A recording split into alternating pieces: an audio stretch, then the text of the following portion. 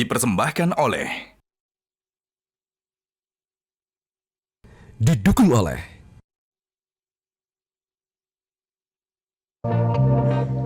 Pemirsa, kini giliran calon juragan kedua akan melakukan presentasi di hadapan para panelis. Kira-kira siapakah calon juragan kedua kita pada episode kali ini? Kita tanyakan langsung kepada Coach Dewa. Coach, siapakah yang menjadi calon juragan kedua di episode kali ini? Siap. Kreativitas itu tanpa batas dan nilainya pun tak ternilai. Peserta juragan zaman now kali ini adalah mereka yang sangat concern dalam dunia kreativitas, khususnya komik, ilustrasi, gambar, dan juga storyboard. Tentu produk yang dihasilkan pun tidak akan jauh dari produk-produk sejenis yang berhubungan dengan kreativitas. Siapakah dia? Ini dia Kak Umam dan Kak Widi.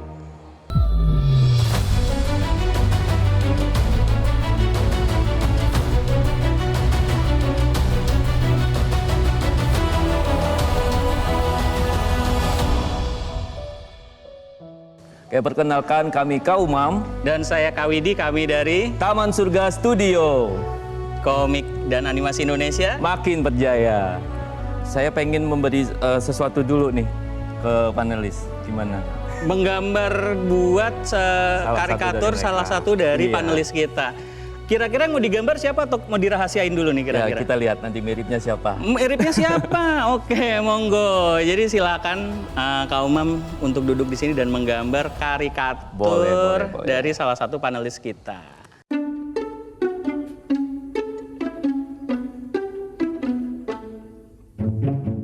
Jadi ujung tombak kami di Taman Surga Studio ini adalah untuk menggambar karikatur Kak Umam. Bahwa Taman Surga Studio itu selalu memberikan yang terbaik walaupun karyanya biasa saja. Waduh. Mohon maaf. Mohon maaf. Saya suka. Nah, sudah jadi. Terima kasih banyak. Ini harus berkedip ya? Bagus dan lebih cantik dari aslinya. Iya mantap. Jauh lebih bagus dan lebih mudah dari aslinya. Saya ngerasa ini kayak mirip City Hunter jadinya. Kayak bule jadi. Ini kalau udah karyanya udah mirip banget sama saya nih. Oke, langsung saja kita dengarkan presentasinya. Taman Surga Studio ya, bikin komik animasi Indonesia makin berjaya. Kami siapa kami? Kami berdua adalah basicnya guru gambar ya. Guru gambar komik di beberapa sekolah. Kita biasa berkonsentrasi dalam produk jasa. Nah, kali ini di kegiatan kita kali ini kita mau konsentrasi shifting di tempat yang lain, yaitu kita akan membuat sebuah IP atau intellectual property khusus yang dilahirkan dari Taman Surga Studio. Kenapa? Karena kalau dilihat di display ini adalah bayangin karakter IP yang bentuknya intangible, yang bentuknya nggak bisa dipegang, menjadi contohnya Doraemon sebagai duta budaya Jepang di tahun 2008. Dan yang menarik, Indonesia ini udah narik banyak banget negara-negara yang mereka punya IP untuk bisa jejualan di tempat kita.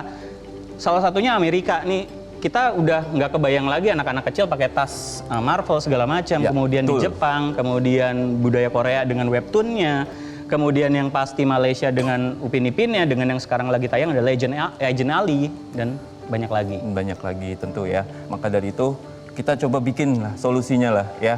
Bikin menciptakan semacam karakter lokal.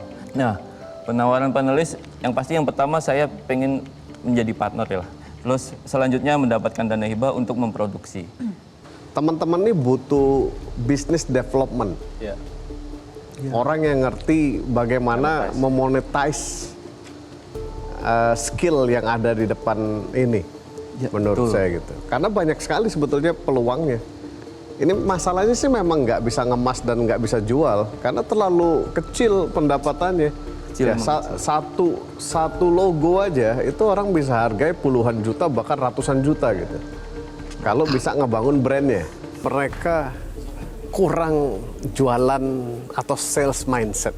Nah makanya tadi ide saya adalah kalau dapat bantuan atau dapat project, coba punya orang business development atau orang sales yang bisa mengeksplor dan memonetize kreativitas yang luar biasa ini. Tadi kalau apa yang Pak Rex bilang itu saya tidak setuju. Kalian tidak perlu business development. Kenapa? Karena belum ada yang bisa didevelop. Jadi menurut saya memang harus direnungkan sebetulnya argumentasi main point plotnya itu apa sih gitu di story. Karena Saya juga belajar dari orang-orang hebat seperti Walt Disney, dan saya juga mengalami perjalanan itu sendiri. Emang harus direnungin. Pagi, siang, malam, bahkan saya kadang lagi tidur suka terbangun gitu, karena saking otaknya itu nggak bisa mati mikirin gimana sih gitu. Saking saya sibuknya bekerja, menghandle beberapa dan mengerjakan IP, saya itu pernah diopname tuh hampir 4 kali.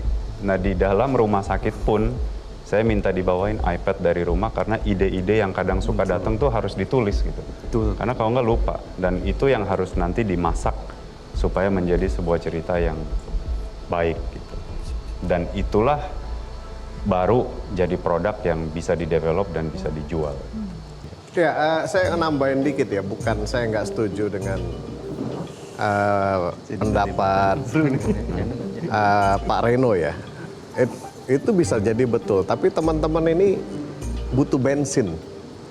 Ya, merenung tidak menghasilkan uang dalam jangka pendek gitu.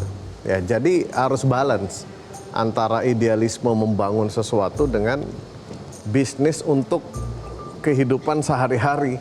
Yang saya tampilkan tadi adalah sesuatu yang mungkin short term, bukan sesuatu yang menjadi visi besar teman-teman, tapi it make money. Sebetulnya bisnis development itu ya tentu harus dipilah ya, ada senimannya dan ada yang menjualnya. Sekarang ini kan timnya hanya senimannya saja, perlu ada yang dijual. Tapi menurut saya kalau meng-appoint atau meng-hire orang bisnis development itu terlalu dini, karena menurut saya produknya itu masih sangat mentah. Enggak, memang dunia kreatif itu kan tidak gampang ya. Dan saya rasa ini kekuatan bapak-bapak ini adalah di bidang kreativitas. Tapi mungkin tidak di bagian menjualnya dan di bagian mencari bisnis. Jadi sebetulnya perpaduan antara Pak Rex dan Pak Reno ini sama-sama benar gitu. Sebetulnya yang saya nantikan di presentasi adalah ketika kakak-kakak ini bilang punya 10 IP dan pengen fokus ke IP, saya menantikan IP-nya mana. Di presentasinya nggak ada satupun IP-nya gitu. Itu menurut saya sangat sayang sekali gitu. Because seharusnya ketika memang mau ngomongin IP, ya disampaikan ini loh IP kita, ini apa kelebihannya dibanding yang lain. Jadi saya boleh tahu nggak sebetulnya IP-nya apa yang unggulannya? Itu saya sudah menyiapkan dari 2019, menabung karya berupa IP ada sekitar 10 lebih lah. Nah, salah satu yang pengen diunggulkan dan menangkap momen di Hari Raya Idul Fitri, Hari Raya Islam ini, aku ngangkat tema Islam. Jadi seorang anak yang mungkin dalam kondisi tertentu tidak beruntung, tapi dia tetap berjuang dan harus sekolah, terpaksa harus sekolah di pesantren, dan di situ dia dididik untuk berwirausaha. Temanya sih seperti itu aku. Gimana cocok tanam, terus ini ada kambing-kambing di sini. Itu dia pesantren di Garut. Dimana ini akan menjadi produk yang domba Garut itu kan produk yang potensial ya. Nah itu aku ngangkat biar anak-anak tuh mencintai, oh iya aku bisa bisnis ini nih, potensinya ini gitu, seperti itu. Jadi si Hasan ini berarti ya, IP unggulannya. Nah nanti selanjutnya kayak ondel-ondel, nah ini disiapkan untuk momen ulang tahun Jakarta seperti itu. Sekali lagi, sebuah karya tidak akan bisa jadi intellectual property jika karya tersebut tidak punya potensial bisnis ke depannya. Gitu. Menurut saya, dia akan berarti sebagai sebuah karya. Sehingga seharusnya di awal ketika memang mau fokus ke IP, dia menunjukkan IP-IP saja yang dipunya, kemudian strategi bisnis berkembangnya bagaimana, dan tidak hanya di industri komik dan animasi, tetapi juga lintas industri. Karena biasanya untuk IP, untuk sukses, biasanya harus punya strategi lintas industri untuk mengembangkan bisnisnya.